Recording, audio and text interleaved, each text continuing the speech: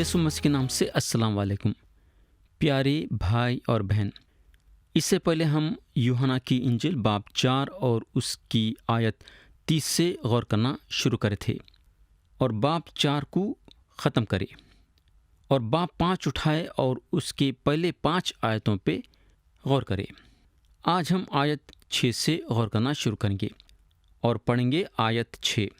यहाँ लिखा हुआ है, इसको यीशु ने पड़ा हुआ देखा और ये जानकर कि वो बड़ी मुद्दत से इस हालत में है, उसने कहा, क्या तू तंदुरुस्त होना चाहता है?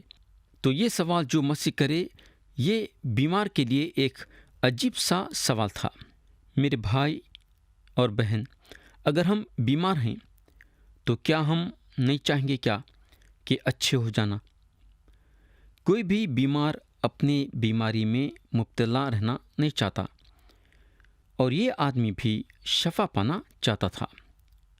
मगर खुदावन उसको ये सवाल 2 वजहों से करे।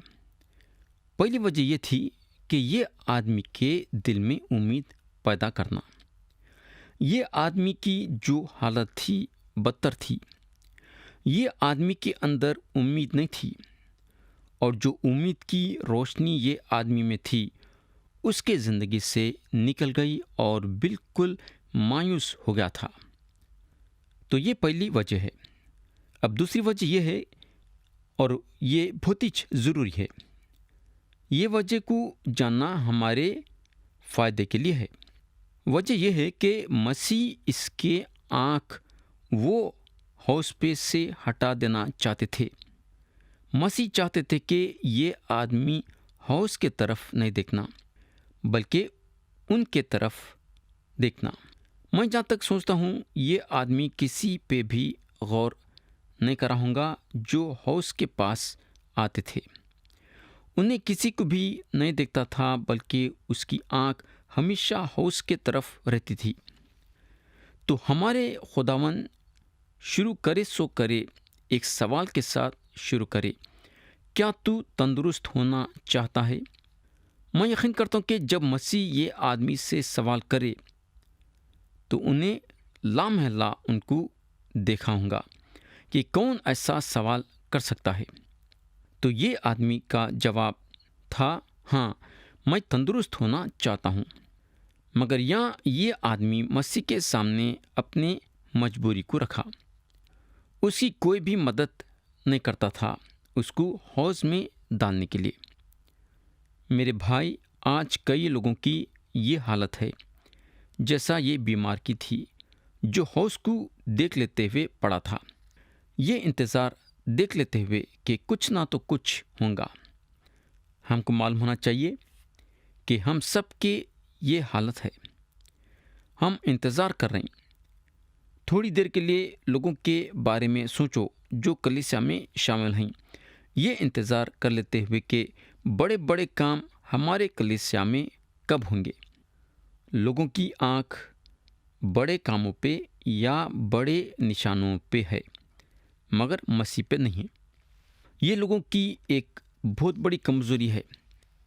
आयत 7 में लिखा हुआ है, उस बीमार ने उससे जवाब दिया, ऐ खुदावन, मेरे पास कोई आदमी नहीं कि जब पानी हिलाया जाए तो मुझे हौज में उतार दे, बल्कि मेरे पहुँचते पहुँचते दूसरा मुझसे पहले उतर पड़ता है। प्यारे भाई और बहन, ये कितनी दुख की बात है, आप सोच सकते। ये गरीब, लाचार, नाउम्मीद, बिना घरवाला, अकेला आदमी वाकई में ये बोल रहा है कि क्या मैं तंदुरुस्त बनाया जा सकता हूँ? बिल्कुल, उन्हें तंदुरुस्त हो सकता है और उन्हें शायद अपने दिल में ये भी सोचा होगा कि क्या मैं तंदुरुस्त हो सकता हूँ क्या, मगर मेरे पास कोई नहीं है मेरे को हौज में डालने के लिए। ये उन्हें सोच रहा था। क्या आप मेरे को ये हौज में डालना चाहेंगे क्या? बोल के मसीह से ये उसका ख्याल था, मगर मसीह का कोई ख्याल नहीं है वो आदमी को हौज में डालने के लिए। मसीह ये आदमी को वहाँ से निकालेंगे और उसको उस हौज से दूर करेंगे। جس وقت بھی یہ آدمی اپنی آنکھ یسوع مسیح پہ لائیں گا اس وقت کچھ نہ تو کچھ ہوگا۔ آیت 8 میں لکھا ہوا ہے، یسوع نے اس سے کہا، اٹھ اور اپنی چارپائی اٹھا کر چل پھر۔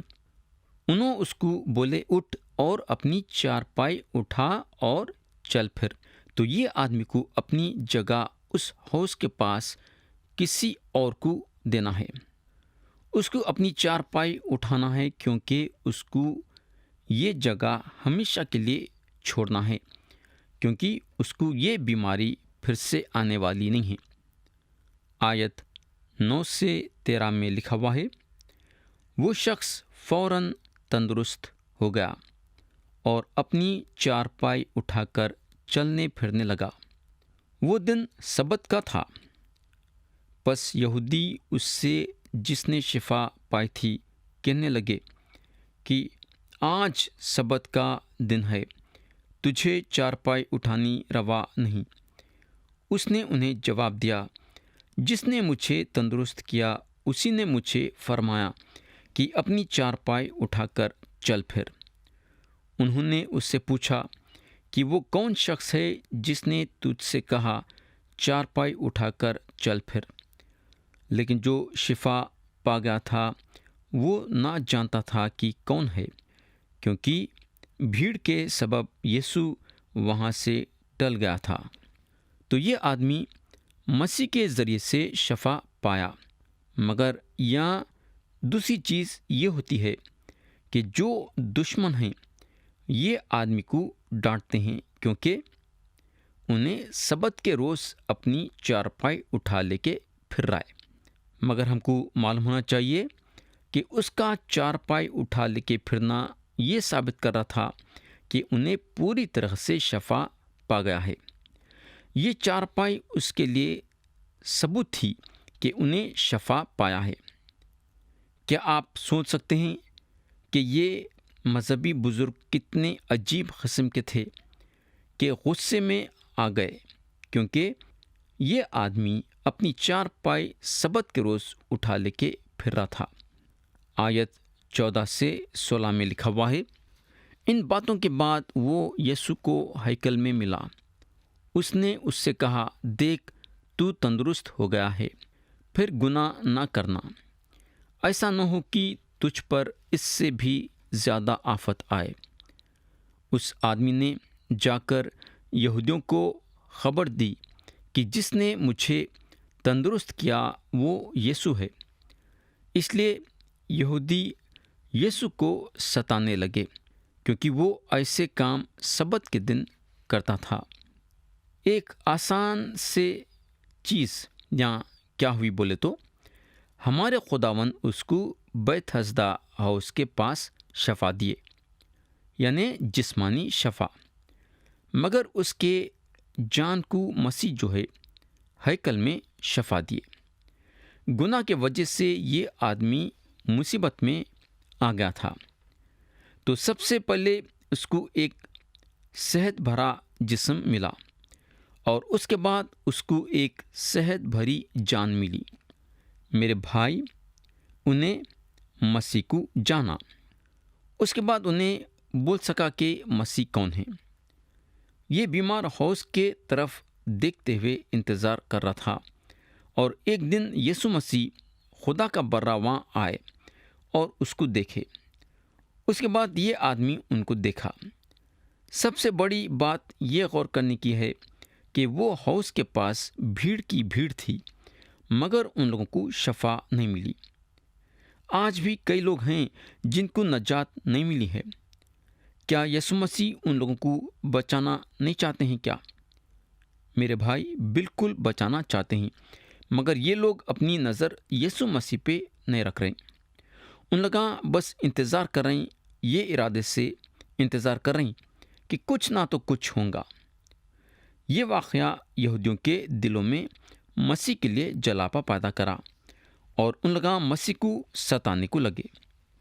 آیت 17 میں لکھا ہوا ہے، لیکن یسوع نے ان سے کہا کہ میرا باپ اب تک کام کرتا ہے اور میں بھی کام کرتا ہوں۔ جب یہ آدمی گناہ میں مبتلا ہوگا تو خدا باپ اور یسوع مسیح سبت کے روز آرام نہیں کر سکے، حالانکہ خدا کائنات کو بنا کے آرام کرا، مگر آدمی کے گناہ میں گرنے کے بعد آرام نہیں کرا، کیونکہ آدمی گناہ کے گڑھے میں گر گیا۔ آیت 18 میں لکھا ہوا ہے، اس سبب سے یہودی اور بھی زیادہ اس کے قتل کرنے کی کوشش کرنے لگے کہ وہ نہ فقط سبت کا حکم توڑتا بلکہ خدا کو خاص اپنا باپ کہہ کر اپنے آپ کو خدا کے برابر بناتا تھا۔ میرے بھائی اور بہن، افسوس کی بات یہ ہے کہ یہودی جو ہے مسیح کو پہچان نہیں سکے، کیونکہ یہ لوگ اپنے دل میں مسیح کے لیے جلاپا پیدا کرے اور ان کو قتل کرنا چاہتے تھے۔ جب انسان سچائی کے خلاف ہوتا ہے تو سچائی کے پہچان میں نہیں آ سکتا۔ یہودوں کی یہ حالت ہوئی۔ اب ہم کلام کے وہ حصے پہ جائیں گے جہاں مسیح اپنے بارے میں بتاتے ہیں کہ انہوں کون ہیں۔ اپنے بارے میں 3 زبردست باتیں بتاتے ہیں، اور یہ 3 باتوں کے ذریعے سے ہم مسیح کی خوشخبری کو رکھنے کے لیے یوحنا کی انجیل باب 5 اور آیت 24 کا استعمال کر سکتے ہیں۔ تو پہلی بات جو مسیح اپنے بارے میں بتاتے ہیں، ہم پڑھیں گے آیت 19۔ یہاں لکھا ہوا ہے، پس یسوع نے ان سے کہا، میں تم سے سچ سچ کہتا ہوں کہ بیٹا آپ سے کچھ نہیں کر سکتا سوائے اس کے جو باپ کو کرتے دیکھتا ہے، کیونکہ جن کاموں کو وہ کرتا ہے انہیں بیٹا بھی اسی طرح کرتا ہے۔ تو یہاں یسوع مسیح یہ بتا رہے ہیں کہ انہوں خدا ہیں اور انہوں وہ کرتے ہیں جو خدا کرتا ہے۔ یا باپ اور بیٹے کے درمیان ایکتا ہے، یعنی کہ ایک ساتھ مل کے چل رہے ہیں اور دونوں مل کے کام کر رہے ہیں۔ تو یہودیوں جو ان پہ الزام لگا رہے تھے وہ بے بنیاد تھی، اس میں کچھ دم نہیں تھا، بلکہ یہودیاں مسیح کا انکار کر رہے تھے۔ یاد رکھو کہ بیٹا جو ہے باپ کے خلاف کام نہیں کر سکتا، یعنی کہ یسوع مسیح خدا کے خلاف کام نہیں کر سکتے، نہ خدا باپ یسوع مسیح کے خلاف کام کر سکتا۔ دونوں ایک ہیں اور ایکتا کے ساتھ کام کرتے ہیں۔ مسیح وہ کام کرتے ہیں جو خدا کرتا ہے۔ یسوع مسیح گناہوں کو معاف کر سکتے ہیں۔ اس کے بعد مسیح بتاتے ہیں کہ ان میں اور خدا باپ میں ذاتی طور سے قریب کا رشتہ ہے۔ آیت 20 میں لکھا ہوا ہے، اس لیے کہ باپ بیٹے کو عزیز رکھتا ہے اور جتنے کام خود کرتا ہے اسے دکھاتا ہے، بلکہ ان سے بھی بڑے کام اسے دکھائے گا تاکہ تم تعجب کرو۔ یہ ہوگا۔ اب دوسری بات جو مسیح اپنے بارے میں بتاتے ہیں، ہم پڑھیں گے آیت 21۔ کیونکہ جس طرح باپ مردوں کو اٹھاتا اور زندہ کرتا ہے، اسی طرح بیٹا بھی جنہیں چاہتا ہے زندہ کرتا ہے۔ یسوع مسیح جس کو چاہے اس کو زندگی دے سکتے ہیں، اور یسوع مسیح جس کو چاہے اس سے زندگی لے سکتے ہیں۔ اگر باپ مردوں کو زندہ کرتا ہے تو بیٹا بھی مردوں کو زندہ کرتا ہے۔ یہ ہوگا۔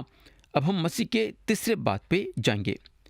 تیسری بات جو مسیح اپنے بارے میں بتاتے ہیں، ہم پڑھیں گے آیت 22۔ کیونکہ باپ کسی کی عدالت بھی نہیں کرتا، بلکہ اس نے عدالت کا سارا کام بیٹے کے سپرد کیا ہے۔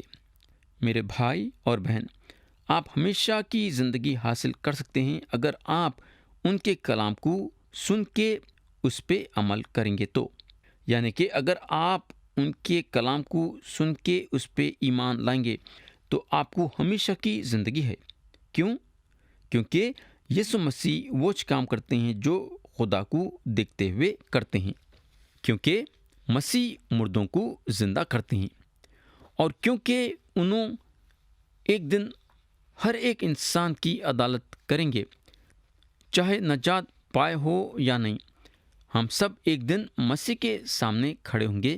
یسوع مسیح پہ ایمان رکھنے والے عدالت کے دن ان کے سامنے کھڑے ہوں گے، یہ دیکھنے کے لیے کہ ہم کو کیا اجر ملے گا۔ اور جو یسوع مسیح پہ ایمان نہیں رکھتے ہیں، عدالت کے دن ان کے سفید تخت کے سامنے کھڑے ہوں گے۔ یہ چیز یاد رکھو کہ جب یسوع مسیح پہلی بار آئے تو عدالت کرنے کے لیے نہیں آئے، بلکہ جب دوبارہ آئیں گے تو عدالت کرنے کے لیے آئیں گے، اور سارے عدالت کے کام ان کے ہاتھ میں سونپے جائیں گے۔ تو یہ پکی بات ہے کہ خدا باپ اور یسوع مسیح ایکتا کے ساتھ آگے بڑھتے ہیں۔ آیت 23 پڑھیں گے، تاکہ سب لوگ بیٹے کی عزت کریں جس طرح باپ کی عزت کرتے ہیں۔ جو بیٹے کی عزت نہیں کرتا وہ باپ کی جس نے اسے بھیجا عزت نہیں کرتا۔ تو یہ تین باتوں کے ذریعے سے، یہ تین زبردست باتیں جو مسیح اپنے بارے میں بتائے ہیں، اس کے ذریعے سے انہوں ایک زبردست بات آیت 24 میں بولتے ہیں، جو کہ آج کے ذاتی کاموں میں استعمال ہوتا ہے، اور یہ سچ ہے کہ ہم اس کا استعمال کرنا چاہیے، مگر ہمارے لیے یہ ضروری ہے کہ، اور ہم کو یہ یاد رکھنا ضروری ہے کہ اس کا استعمال ہم یہ تین باتوں کے طاقت سے کریں گے جو مسیح اپنے بارے میں بتائیں۔ آیت 24 پڑھیں گے، میں تم سے سچ سچ کہتا ہوں کہ جو میرا کلام سنتا اور میرے بھیجنے والے کا یقین کرتا ہے، ہمیشہ کی زندگی اس کی ہے، اور اس پر سزا کا حکم نہیں ہوتا، بلکہ وہ موت سے نکل کر زندگی میں داخل ہو گیا ہے۔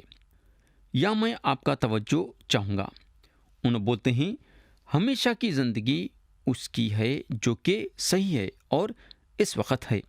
ایک ایمان رکھنے والا محفوظ ہے، اس کو روحانی موت نہیں ہے، انہیں موت سے نکل کے زندگی میں داخل ہو گیا ہے۔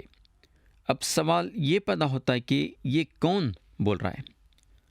یہ ایک زبردست وعدہ ہے، مگر یہ وعدہ کون کر رہا ہے؟ یہ بات جاننا بہت ہی ضروری ہے۔ مسیح کی یہ بات زبردست ہے جب انہوں بولتے ہیں جو میرا کلام سنتا اور میرے بھیجنے والے کا یقین کرتا ہے، ہمیشہ کی زندگی اس کی ہے، اور اس پر سزا کا حکم نہیں ہوتا، بلکہ وہ موت سے نکل کر زندگی میں داخل ہو گیا ہے۔ میرے بھائی اور بہن، یہ کون بولا ہے؟ مسیح اپنے بارے میں تین باتیں بتائیں ہیں جو یہ آیت کی بنیاد ہے۔ مسیح خدا ہیں، یعنی کہ آیت 19، انہوں مردوں کو زندہ کرتے ہیں، یعنی کہ آیت 21، اور انہوں عدالت کریں گے، یعنی کہ آیت 22۔ اب یسوع مسیح ایک اور بڑھیا بات بتاتے ہیں۔ ہم پڑھیں گے آیت 25 اور اس کے بعد پڑھیں گے آیت 28۔ تو ہم آیت 25 پہلے پڑھیں گے۔ میں تم سے سچ سچ کہتا ہوں کہ وہ وقت آتا ہے، بلکہ ابھی ہے، کہ مردے خدا کے بیٹے کی آواز سنیں گے، اور جو سنیں گے وہ جئیں گے۔ اب ہم آیت 28 پڑھیں گے۔ اس سے تعجب نہ کرو، کیونکہ وہ وقت آتا ہے کہ جتنے خبروں میں ہیں اس کی آواز سن کر نکلیں گے۔ اب سوال یہ پیدا ہوتا ہے کہ مسیح کا مطلب یہاں کیا ہے جب انہوں آیت 25 میں یہ بولتے ہیں کہ وہ وقت آتا ہے بلکہ ابھی ہے؟ اس کا مطلب یہ ہے کہ جو آنے والا وقت ہے اس میں ہم ہیں۔ آیت 28 صاف صاف ظاہر کرتی ہے کہ وقت ابھی نہیں آیا ہے، مگر وقت آتا ہے۔ یہ سارے باتوں کی ایک بات یہ ہے کہ ہم ایسے وقت میں جی رہے ہیں جو کہ وقت کے طرف بڑھ رہا ہے، جہاں مردے خدا کے بیٹے کی آواز سنیں گے، اور جو سنیں گے وہ جئیں گے۔ اگر ہم وہ وقت میں ہیں جو وقت آتا ہے، تو پھر انہوں کیا مطلب رکھے ہیں کہ ابھی ہے؟ سوال یہ پیدا ہوتا ہے کہ وہ مردے کون ہیں جو اس وقت ان کی آواز سنتے ہیں؟ یوحنا باب 11 میں ایک واقعہ ہے جہاں یسوع مسیح لازر کو مردوں میں سے جلائے۔ آپ لوگوں کو یاد ہوگا کہ مسیح لازر کے بہنوں کو کیا بولے تھے جب لازر کی موت ہو گئی تھی؟ انہوں بولتے ہیں قیامت اور زندگی تو میں ہوں، جو مجھ پر ایمان لاتا ہے گو وہ مر جائے تو بھی زندہ رہے گا، اور جو کوئی زندہ ہے اور مجھ پر ایمان لاتا ہے وہ ابد تک کبھی نہ مرے گا۔ تو یا مسیح بولتے ہیں گو وہ مر جائے، تو کیا اس کا مطلب یہ ہے کہ جو انسان خبر میں ہے سنتا ہے؟ نہیں، یہ جو ہے روحانی موت کے بارے میں بات ہو رہی ہے۔ موت کا مطلب یہ ہے کہ خدا سے الگ ہو جانا۔ وہ وقت آتا ہے کہ جتنے خبروں میں ہیں اس کی آواز سن کر نکلیں گے، مگر وہ وقت اب ہے جو روحانی طور سے مرے ہوئے ہیں ان کی آواز سن کے جئیں گے۔ پولس رسول جو ہیں افسیوں کی کلیسیا کو لکھے کہ ان لوگ اپنے گناہوں میں مرے ہوئے ہیں۔ تو ہر ایک کی روحانی حالت یہ ہے، مگر اس کے بعد جو میرا کلام سنتا اور میرے بھیجنے والے کا یقین کرتا ہے ہمیشہ کی زندگی اس کی ہے، اور اس پر سزا کا حکم نہیں ہوتا بلکہ وہ موت سے نکل کر زندگی میں داخل ہو گیا ہے۔ تو آیت 25 اور آیت 28 میں مسیح دو الگ چیزوں کے بارے میں بات کر رہے ہیں۔ وہ وقت اب ہے جہاں مسیح روحانی زندگی دیتے ہیں، اور وہ وقت آتا ہے جہاں انہوں مردوں کو قبر میں سے اٹھائیں گے۔ اب ہم آیت 26 اور 27 پڑھیں گے۔ یہاں لکھا ہوا ہے، کیونکہ جس طرح باپ اپنے آپ میں زندگی رکھتا ہے اسی طرح اس نے بیٹے کو بھی یہ بخشا کہ اپنے آپ میں زندگی رکھے، بلکہ اسے عدالت کرنے کا بھی اختیار بخشا، اس لیے کہ وہ آدم زاد ہے۔ پیارے بھائی اور بہن، یسوع مسیح زندگی دیتے ہیں، صرف ان میں زندگی نہیں بلکہ ان میں زندگی رہنے کے ساتھ ساتھ دوسروں کو بھی زندگی دیتے ہیں۔ ان کے پاس عدالت کرنے کا بھی اختیار ہے۔ انہوں پہلی مرتبہ ایک منجی کے حیثیت سے آئے اور ایک قاضی کے حیثیت سے نہیں، مگر جب دوبارہ آئیں گے تو ایک قاضی کے حیثیت سے آئیں گے، اور اس وقت جو قبروں میں ہیں ان کی آواز سنیں گے، یعنی کہ مسیح کی آواز سنیں گے۔ آیت 28 اور 29 میں لکھا ہوا ہے، اس سے تعجب نہ کرو، کیونکہ وہ وقت آتا ہے کہ جتنے قبروں میں ہیں اس کی آواز سن کر نکلیں گے، جنہوں نے نیکی کی ہے زندگی کی قیامت کے واسطے، اور جنہوں نے بدی کی ہے سزا کی قیامت کے واسطے۔ یا جو ہے دو بار مردوں میں سے جی اٹھنے کے بارے میں بتایا گیا ہے۔ مکاشفہ کی کتاب اور صاف بتاتی ہے، اور پہلی بار مردوں میں سے جی اٹھنے کے پورے ہونے کے بارے میں بتاتی ہے۔ یہ بات ہم کو مکاشفہ کی کتاب باب 20 اور آیت 4 سے 6 میں ملیں گی۔ دوسرے جو مردوں میں سے جی اٹھنے کے بارے میں ہیں وہ مکاشفہ کی کتاب باب 20 اور آیت 11 سے 15 میں ملیں گی۔ پہلا جو مردوں میں سے جی اٹھنے کے بارے میں ہے وہ ساروں کے لیے ہے جو یسوع مسیح کے ذریعے نجات پائے ہیں۔ پولس رسول تھیسالونیوں کے پہلے خط میں لکھتے ہیں، پھر ہم جو زندہ باقی ہوں گے ان کے ساتھ بادلوں پر اٹھائے جائیں گے، تاکہ ہوا میں خداوند کا استقبال کریں، اور اس طرح ہمیشہ خداوند کے ساتھ رہیں گے۔ تو مردوں میں سے جو جی اٹھنا ہے وہ آگے ہوئے گا۔ اس کی تاریخ نہیں دی گئی ہے، یہ کبھی بھی ہو سکتا ہے۔ مسیح اپنے لوگوں کو یہ دنیا میں اٹھا لیں گے، یعنی کہ زندوں کو اور مردوں کو۔ تو یہ ہے مردوں میں سے جی اٹھنے کا پہلا حصہ۔ پھر اس کے بعد بڑے مصیبتوں کے وقتوں میں کئی یسوع مسیح پہ ایمان رکھنے والے قتل کیے جائیں گے۔ یہ لوگ بڑے مصیبتوں کے آخری دنوں میں اٹھائے جائیں گے، اور ان کے ساتھ پرانا عہد نامہ کے خدا پرست لوگاں بھی اٹھائے جائیں گے۔ یہ بھی پہلے بار مردوں میں سے جی اٹھنے کا ایک حصہ ہے۔ ان لوگاں اٹھائے جائیں گے ہمیشہ کے لیے زندہ رہنے کے لیے۔ تو یہ پہلا مردوں میں سے جی اٹھنے کے بارے میں ہے، وہ اٹھیں گے ہمیشہ کے لیے جینے کے لیے۔ اس کے بعد جو مردوں میں سے جی اٹھنے کے بارے میں ہیں وہ سفید تخت کے سامنے کھڑے ہوں گے، جہاں جو بھی نجات نہیں پایا ہے مردوں میں سے جلائے جائیں گے۔ ان لوگ چاہتے تھے کہ ان کے کاموں کے ذریعے سے عدالت ہونا، اور ان کی عدالت ان کے کاموں کے مطابق ہوں گی۔ ان لوگ وہ خدا کے سامنے کھڑے ہوں گے جو انصاف پرست اور رازباز ہے۔ ان لوگوں کو ایک موقع ملے گا زندہ اور سچے خدا کے سامنے کھڑے ہو کے اپنے بارے میں بولنے کے لیے۔ مگر خدا ان کو خبردار کر چکا تھا کہ یہ عدالت میں کسی کو نجات حاصل کرنے کا موقع نہیں ملے گا۔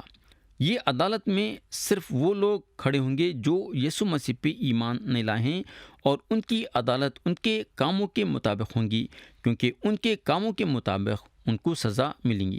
تو جو یسوع مسیح پہ ایمان نہیں لائے ہیں وہ سزا پائیں گے، اور یہ سزا خدا کے طرف سے رہیں گی۔